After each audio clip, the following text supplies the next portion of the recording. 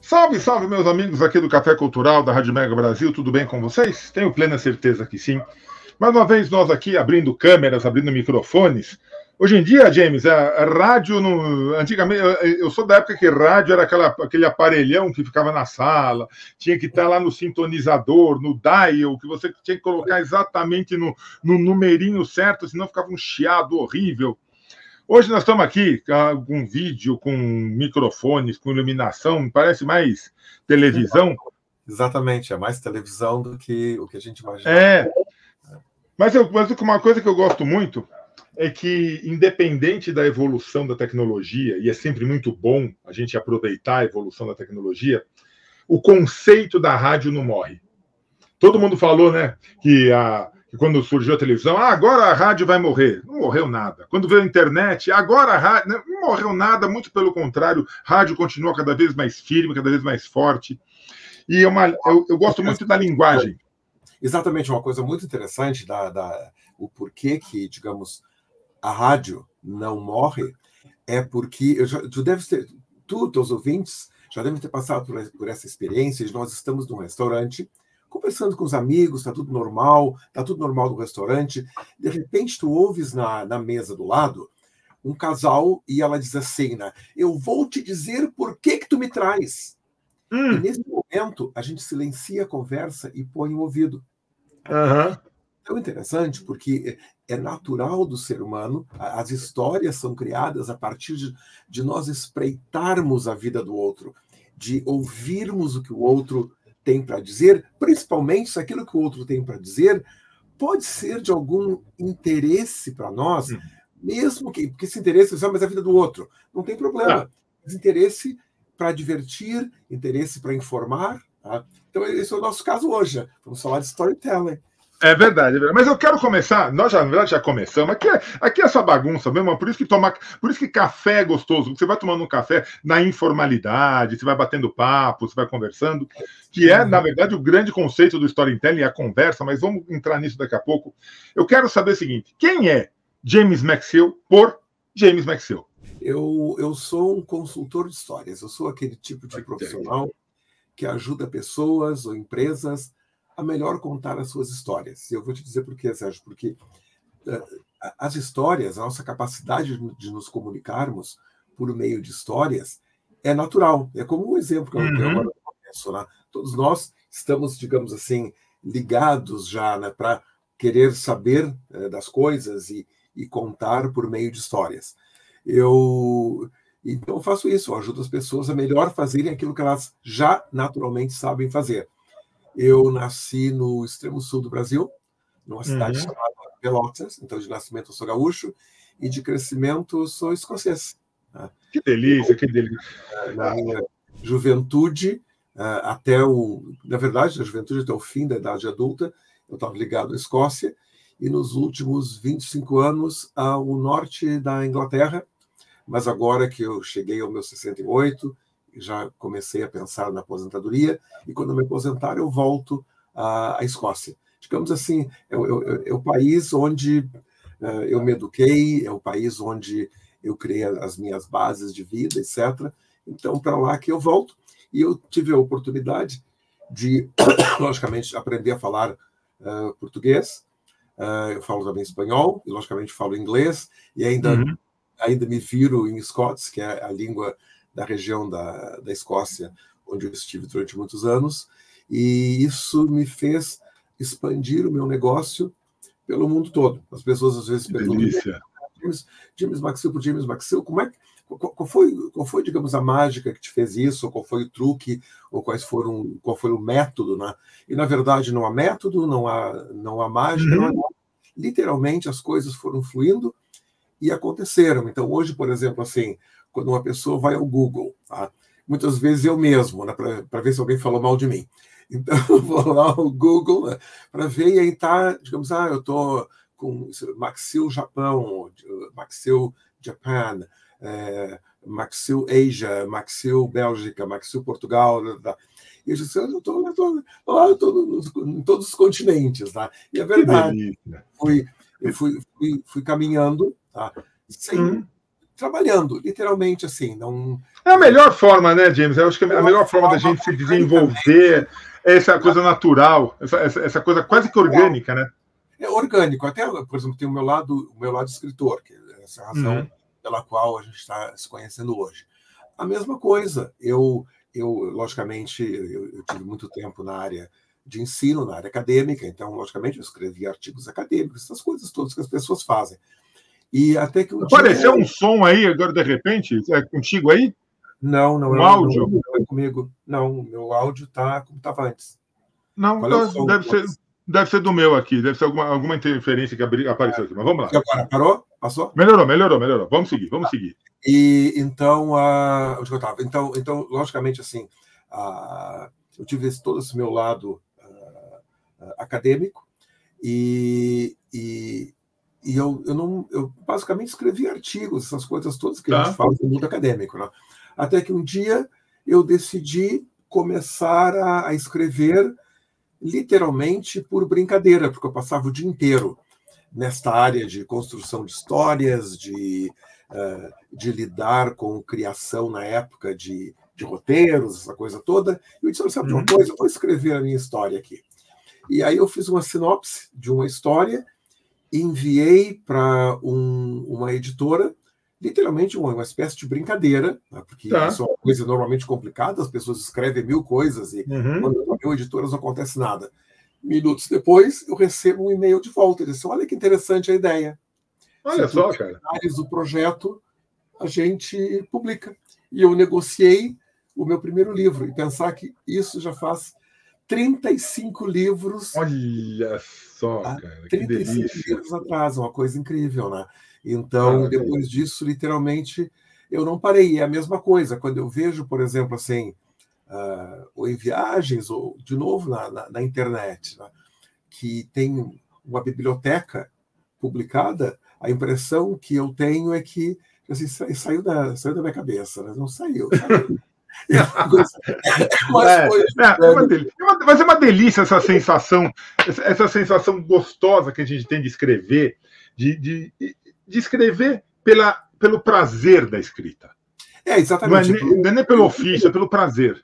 Eu literalmente, assim, é engraçado que até mesmo o meu ofício, eu não penso muito em ofício. Eu acho, eu tenho uma filosofia de vida que esse tempo pouquíssimo que temos aqui neste planeta, a gente tem que fazer alguma coisa para deixar um pouco melhor, de acordo com as condições que a gente tiver, quer intelectual ou financeiras, muitas vezes, etc. E então, consequentemente, eu foco nisto, o que eu faço, é ajudar as pessoas. Então, eu nunca pensei, por exemplo, como eu disse assim, foi orgânico. Quando eu vi, eu estava no mundo inteiro. Quando eu vi, felizmente, as minhas empresas me sustentam. Tá? Olha só. Uma coisa muito interessante. Então, mas não, o meu método foi sempre estar lá para ajudar. Pessoas que trabalham comigo dizem assim, mas tu tens lá as suas empresas. Felizmente, eu tenho pessoas que colaboram comigo, que ajudam, etc. Em Portugal, eu tenho uma CEO maravilhosa que cuida do estúdio, eu tenho 2 editoras, ela cuida dessas editoras, etc. Mas eu estou disponível, literalmente, todo o tempo. Eu não sou de dormir muito, eu ainda estou rouco, porque nos últimos 2 meses e meio eu fiz 9 países e 28 cidades. Olha então, só. Minha voz não voltou ao normal. Imagina, não tem como. Aí é físico, aí não tem como, aí é físico. Mas eu estou lá, eu literalmente, assim, eu estou lá, eu adoro estar lá, eu adoro estar com as pessoas. E então, quando eu escrevo alguma coisa, Sérgio, é porque eu quero dizer alguma coisa, algo me incomoda. Eu sempre digo assim que a minha escrita é como se fosse a criação de uma pérola. Porque a gente pega aquela concha, né? E se a gente incomoda ali dentro, ela começa a criar uma pérola, né? E então, eu não vou dizer que as pérolas que eu crio agora parecem propaganda do que eu escrevo, né? Mas digamos assim, não, imagina. Pode ser uma pérola, aquelas todas tortas lá, não tem problema. Isso é uma pérola, é uma pérola. Aquela pérola, né? Ela é criada justamente por eu tentar dizer, tentar falar, criar em cima de alguma coisa que me incomoda. Tá? Então, incomodou-se serve para eu dizer. Tá? Quem trabalha Muito comigo... bom isso. Assim, né, Muito bom isso. Tenho uma boca, eu tenho uma boca fisicamente enorme, né, mas a boca para falar é maior ainda. Não, é uma delícia. Muito bom isso. Na verdade, James, uma coisa que é muito gostoso no storytelling é fazer as pessoas acreditarem nas suas próprias histórias. Mas eu não sei contar. Aí tem técnica. E aí você pega o livro do James, você faz um curso, a técnica para contar a história você aprende. Mas o que e na minha vivência como jornalista, eu aprendi é que o primeiro passo é você acreditar na sua história. É você saber que você tem uma história a contar e ela é interessante. Sempre tem alguém que vai aproveitar, que vai... É parte desse princípio? Voltamos à nossa abertura. Só para os teus ouvintes saberem, a abertura foi uma brincadeira minha, isso não estava combinado. Então, imagina, mas aqui é assim mesmo. Que funcionou, né? Não tem um script. É que a história de abertura agora parece que pauta nessa conversa. Né? Exato. Então, o que acontece é o seguinte: todos nós, como eu falei lá no princípio, temos a capacidade de nos comunicarmos por meio de histórias. Tá? Eu vou contar uma coisa bem pessoal aqui para ti, Sérgio, para os teus ouvintes. A minha mãe, ela sempre foi uma grande contadora de histórias, tá? Para não dizer fofoqueira. Tá? Então, ela era a minha mãe. E aí, ela, com os seus 90 anos, mais ou menos, ela teve Alzheimer's, tá? Que foi destruindo o cérebro da minha mãe durante 3 anos, até que chega um ponto que a pessoa falece. Tá? Então, imagina o que é o cérebro de uma pessoa declinar durante 3 anos. Tá? É tão interessante porque, já quase no fim da vida dela, claro que as histórias não faziam mais sentido, claro que o contar já não fazia sentido, mas a habilidade estava ali. Alguém falava e ela ouvia, ela interagia de alguma maneira. Então, para ver, por exemplo, assim como é uma coisa tão atávica nossa, está tão dentro do nosso cérebro, que as pessoas dizem assim, mas as histórias têm a ver com a linguagem. Não, a minha mãe praticamente perdeu a habilidade de juntar sílabas, ainda tinha a habilidade de contar histórias. Né? Então, ou seja, quando as pessoas dizem assim, essa coisa de histórias, de saber como histórias funcionam, de melhorar a minha habilidade de usar histórias como um instrumento de trabalho, como um instrumento de comunicação, isso não é necessário. Né? Na verdade, isso é extremamente necessário, porque é um instrumento com o qual nós já nascemos. Sim, sim. É um instrumento que cada vez ele é mais necessário, porque houve uma época, por exemplo, que os nossos braços fortes e unhas eram instrumentos necessários. Tá? Pernas fortes para correr eram necessárias. Né? Os nossos olhos, uma boa visão era necessária, então a gente virava o almoço de algum animal. Tá? O que acontece? Hoje, tá? Por acaso, a gente tem unhas. Mas é um detalhe, porque também se não tivesse unhas, pouca diferença. Vai fazer. Mais estético que qualquer outra coisa, né? Exatamente. Eu vejo, por exemplo, os meus amigos que adoram a academia, todos bonitões, etc, etc. Né? Estética. Eles não precisam daquilo, até porque se eles tiverem que levantar um saco de batatas, eles não sabem. Tá? Exato. O mundo mudou. Agora, naquela época, para nós sobrevivermos, precisávamos mais dessa força física. Tá? E hoje, a força física é estética, é beleza. Agora, o que nós precisamos? De ter, eu vou usar a expressão aqui, língua afiada, no sentido de termos uma história forte, direta, transformadora. Tá? E este é o instrumento. E a gente vai pensar assim, quando é que isso aconteceu? Verdade é que se pensarmos talvez assim nos teus avós e nos meus pais, o dono de uma firma, ele podia manter os seus colaboradores colaborando, tá? Os funcionários funcionando, não digo com um chicote, mas aos gritos, e muitas vezes com ameaças. Se andarmos mais cento e poucos anos na história, era um chicote, era o pelourinho. Tá? Só que isso, sem dúvida, eu sei que é o sonho de muita gente, mas não é mais possível. Tá? Não é mais possível. Felizmente, a opressão física, aparentemente, já desapareceu. Tá? Mas, por exemplo, se nós estivermos numa empresa e, digamos, o meu líder, tá? Ele der um grito comigo para realizar uma tarefa, ele vai dar o grito uma vez só, se alguém ouvir, porque eu vou à Justiça do Trabalho e tenho testemunhas. A outra coisa, se eu estiver sozinho, ele não dá o segundo, porque no segundo eu já estou com este objeto ligado. Tá? E não só ele vai perder na Justiça do Trabalho, como os gritos dele podem literalmente ir para o Instagram, ou o que seja, para o TikTok, ele nunca mais vai fazer uma entrevista de emprego, porque aquilo vai ser visto e lembrado até no planeta inteiro, dependendo do que ele disser para mim. Tá? Então, ou seja, hoje nós temos que cuidar que o nosso instrumento é uma história bem contada, é uma história bem alinhada. Tá? Então, daí a importância de a gente entender como isso funciona. E muitas vezes as pessoas dizem assim, mas James, eu sou uma pessoa tímida. E aí? Nós não, dá na mesma. Porque uma coisa mais importante até do que isso que eu te falei é que as histórias, elas nos definem. Então, por exemplo, assim, se tu passares o dia inteiro a ouvir histórias tristes, tu te entristeces. Falavas, por exemplo, como jornalista, né? Eu não sei se já cobriste alguma vez como jornalistas eventos dramáticos. Tá? Já. E se, digamos, naquela semana as pautas foi o funeral do fulano, a criança que foi esmagada pelo... Não fica bem de jeito nenhum. Não fica bem. Ou seja, aquelas histórias, e isso quem explica são os neurocientistas, porque vai trazer aqueles hormônios da tristeza a circular no nosso sangue.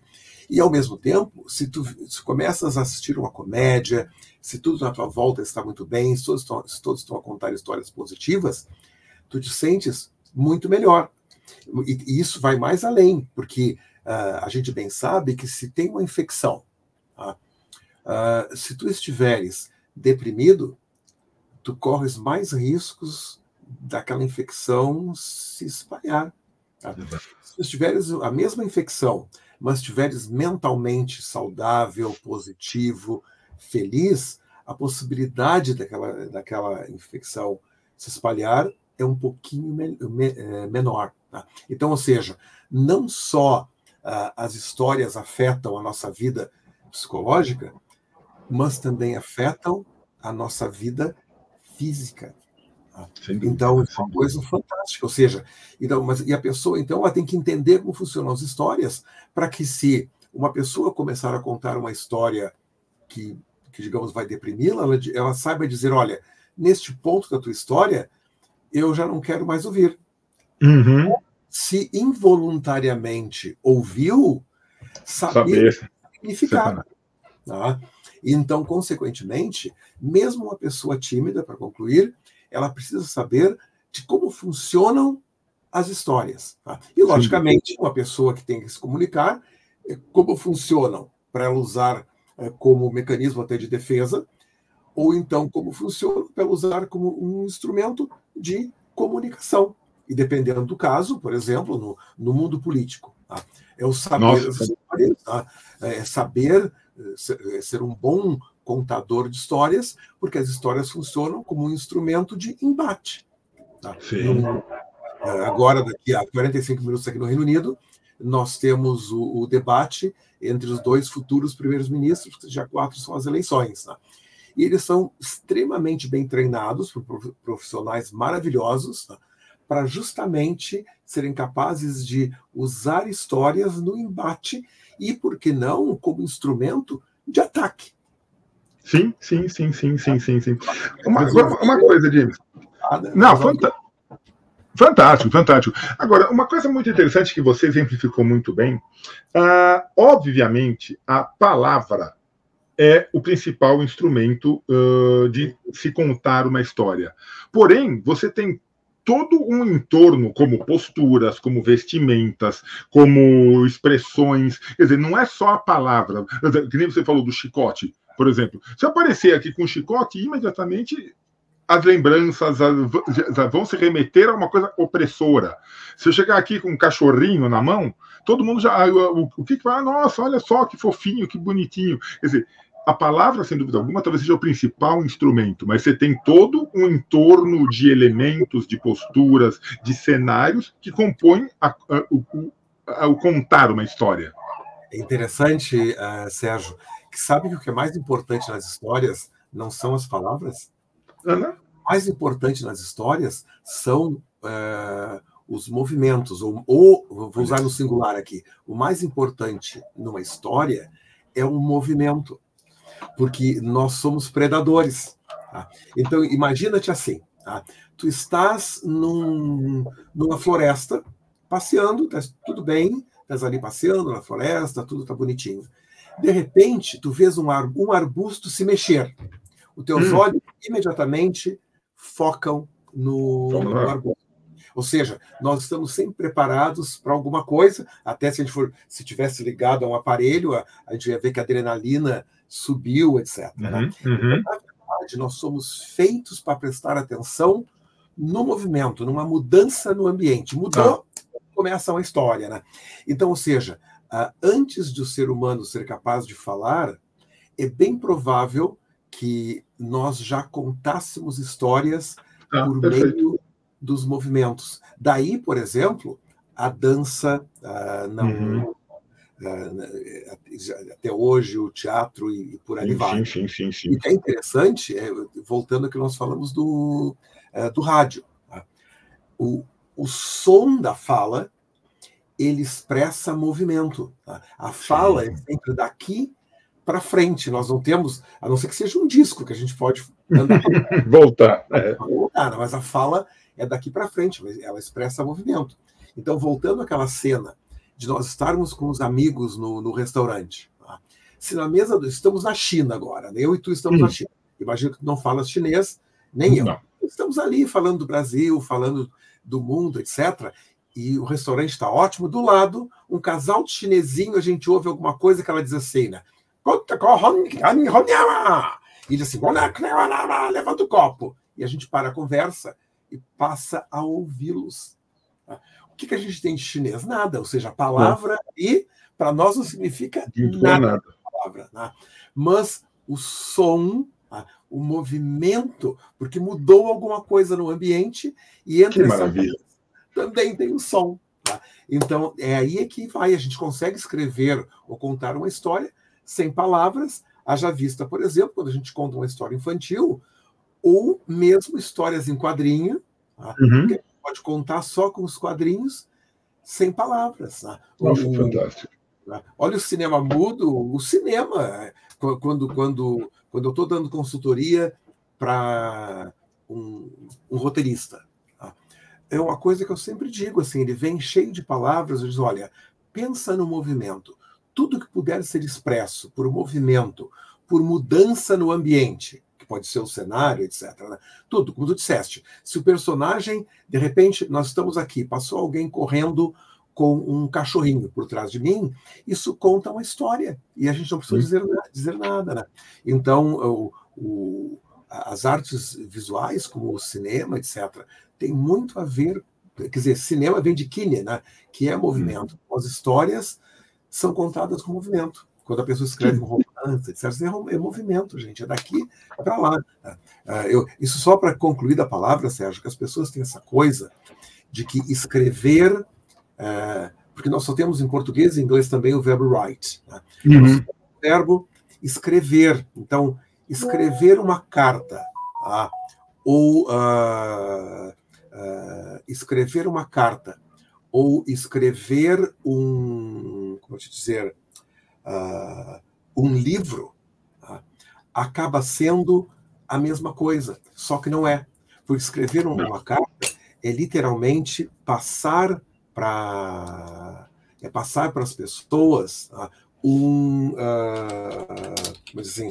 passar para as pessoas um relato, né? É dizer o que aconteceu. Por exemplo, quando o jornalismo de alguma coisa, como há 10 anos, tá? Ele era muito de escrever um relato e não contar uma história. Tá? Só que hoje quando a gente escreve, por exemplo, um romance, tá? Nós temos literalmente que criar uma imagem mental em movimento na cabeça do leitor. Tá. Então não temos outra saída. Então tudo hoje não é palavra, é imagem, né? É criar. Se essa imagem for criada por palavras, que ótimo, mas pode ser criada por luzes, tu sabes. Aí, qualquer coisa. Então, não, fantástico, fantástico. Criando palavras. Exato.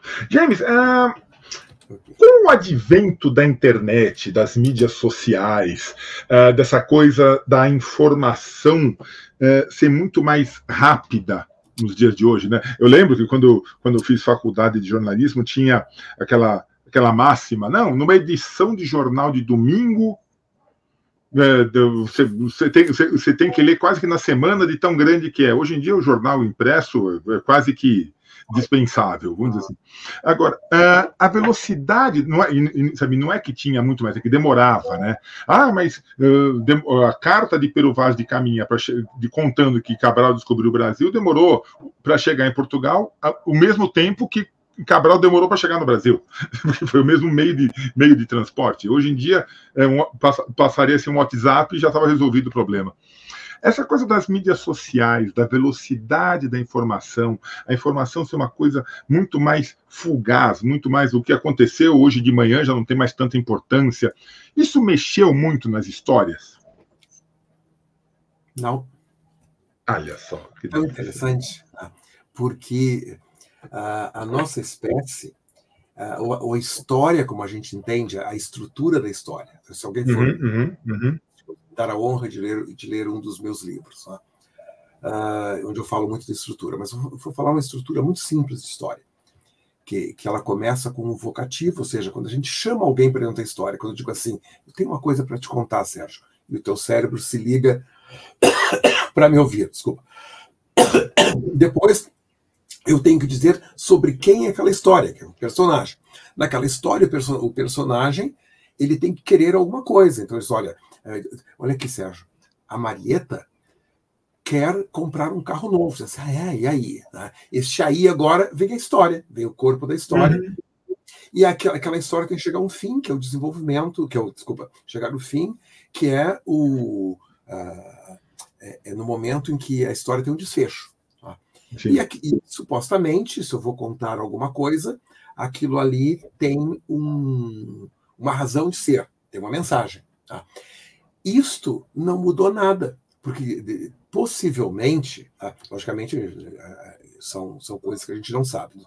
A gente tem ideia que há 120 mil anos a gente já sabe que esse tipo de coisa acontecia, porque enterravam já pessoas da nossa espécie, alguns até antes disso, os Neandertais, há 220 anos, etc., enterravam os mortos com alguns objetos. Então, para enterrar mortos com algum objeto, numa certa posição, havia um ritual, ou seja, havia uma história. Do contrário, uma minhoca morre, outra minhoca não faz nada, né? Então, a nossa espécie, ela foi evoluindo e as histórias foram evoluindo conosco. E nós não tivemos tempo, porque em 50 anos não há evolução alguma. Tá? E, quer dizer, há evolução, sei os biólogos agora que me perdoem. Eu sei que há... sim, não é isso. Mas deu para entender.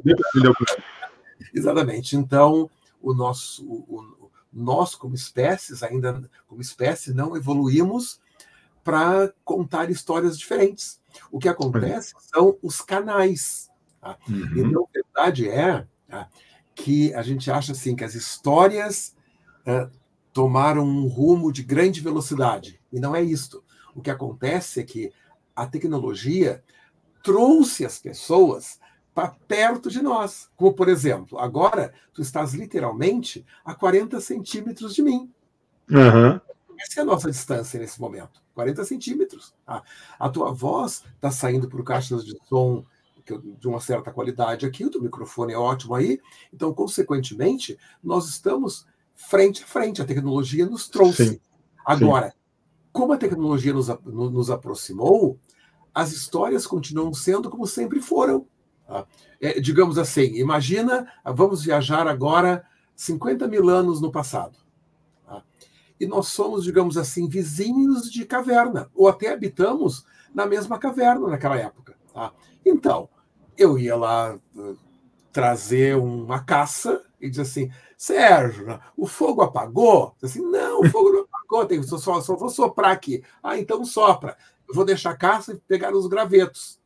Ou seja, nós estávamos até a uma distância maior do que estamos agora. Do que agora, verdade, verdade, verdade. A tecnologia nos aproxima, a nossa capacidade de dizer eu fui lá e cacei, o que aconteceu, conta para mim, é a mesma coisa. Então a gente acha que eu vejo pessoas assim, pois é, porque olha o TikTok, né? As pessoas vão lá e aquilo numa velocidade tão... Não, o que acontece é que as pessoas elas dançavam fora da tua caverna e agora elas dançam. Aí tu tinha que espiar pela porta da caverna, né? Hoje a porta da caverna é aqui, tá escurinho agora, mas eu liguei, né? Então se alguém dançar aqui, tá dançando lá fora, mas está a poucos centímetros de ti. Nossa, fantástico, James, fantástico. A tecnologia nos aproximou. Que delícia. James, e o tempo voa, meu Deus do céu. Quando a gente está conversando, quando o papo está bom, o tempo voa. Por que você colocou no teu livro 5 lições de storytelling? E eu achei muito interessante você colocar 5 lições de storytelling. Felicidade, influência e sucesso. Por que esses 3? Perfeito. O que acontece é que essa é uma série de livros, esse é o 4º de uma série de 5. Tá? Uhum. Então, os livros eles tratam sempre de 3 assuntos, por isso que tem relativo a histórias, né? De como utilizar esse poder das histórias. Só que são 5 lições, porque tem sempre uma lição introdutória. Tá. Logicamente, quando vamos lecionar um assunto, temos que introduzir isso de alguma maneira. Né?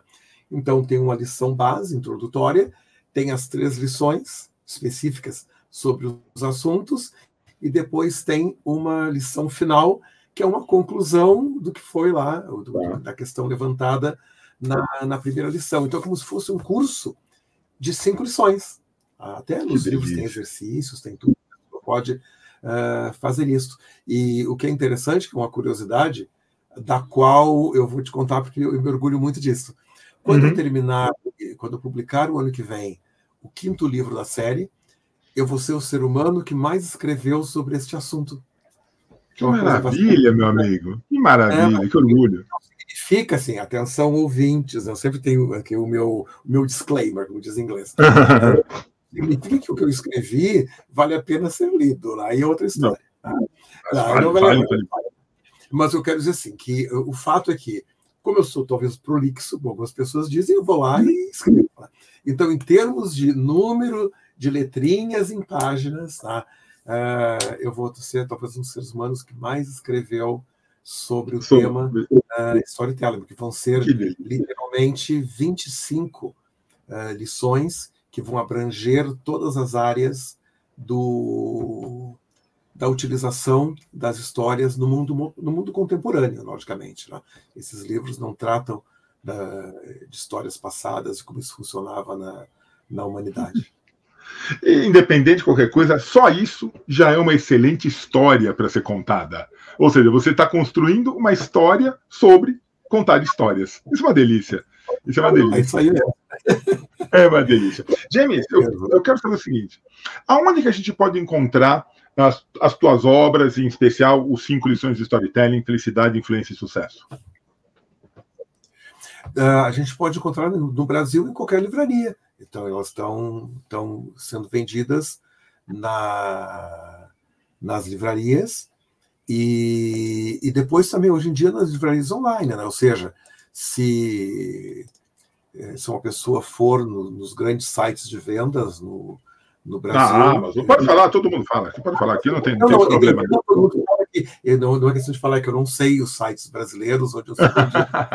O que acontece assim, eu escrevo e vai para a minha editora, eu tenho meus editores, são meus amigos e tudo mais. Né? Então, eu tenho, hoje em dia, como eu te falei, depois de algumas depois de muita história, Eu termino, eu envio e a editora prepara tudo. Inclusive, agora não só a editora prepara tudo isso, como organiza, por exemplo, a nossa conversa. Tá? Se não fosse graças às agências que trabalham com a editora, sem dúvida, sem dúvida, coisa não funcionaria. Né? Então, essas coisas todas, eu sempre sou muito grato a eles, mas eu, pessoalmente, acabo de não saber onde. Né? Eu sei que se for online, se colocar assim, James McSill, livros, vai aparecer. E quem quiser encontrar a história de James McSill, quem quiser conhecer um pouco do teu trabalho, quem quiser conhecer um pouquinho sobre a tua história, aonde que te encontra nesse mundão sem poder? Na verdade, também, isso cresceu organicamente, eu nunca fiz nada, mas se alguém for do Google, tá, no tio Google, e colocar James McSill, tem literalmente dezenas, não vou dizer centenas, porque eu não fico contando isso, mas tem talvez até centenas de entrevistas, entrevistas faladas, como eu te falei, eu tenho uma boca desse tamanho, eu adoro conversar, entrevistas escritas, 1000 coisas, e tem muita reportagem a meu respeito, e tem tudo sobre o meu trabalho no planeta todo. Né? E quem quiser, por exemplo, ver pessoalmente o que eu faço, como é que eu vivo, etc., pode ir no meu Instagram. O meu Instagram é o que vocês estão vendo na tela, James McSill. Então, se quiser ir direto, é @James McSill. Do contrário, é só pôr James McSill e vocês acham. No passado eu usava muito Facebook, etc., eu usava o Twitter, mas agora eu estou no pós-aposentadoria, eu estou cuidando do Instagram. O Instagram mostra as minhas viagens, então se fores no meu Instagram hoje, né, tu vais ver as minhas viagens por esses 9 países, fazendo essas coisas todas, e ao mesmo tempo o aniversário do meu neto. Que delícia! Vais ver eu voltando para casa, eu voltando aqui, porque aqui é verão, né? Então hoje eu amanheci com as coisas que começaram a florir aqui na minha volta. Que delícia, que delícia. Independente de qualquer coisa, a Escócia é um país que eu ainda não conheço, mas eu tenho uma vontade enorme de conhecer, porque eu fico imaginando que delícia que é você poder entrar num bar e falar, me dá um uísque nacional, por favor. Aqui no Brasil isso é impossível de ser feito. Mas estar na Escócia e poder tomar um uísque nacional Nossa, você vai ter uísque nacional mesmo, né? Então... não vai ter como, né? E é maravilha. James, quero te agradecer demais, te parabenizar pela tua história, pelo teu trabalho, pela significância, pelo significado que você coloca para essa arte maravilhosa de contar histórias. Não pare, continue contando, continue ensinando a contar histórias, que eu acho que é isso que a gente precisa. A gente precisa cada vez mais acreditar e contar as nossas histórias. Muito, muito obrigado mesmo. Eu te agradeço, muito obrigado e permaneço à disposição. Tá bem? Muito legal. Um dia de trabalho para ti. Tchau. Que é isso. Tchau. E para você que assistiu mais essa edição aqui do Café Cultural, meu grande abraço. A gente volta logo, logo com mais um bate-papo como esse. Até mais, gente. Valeu.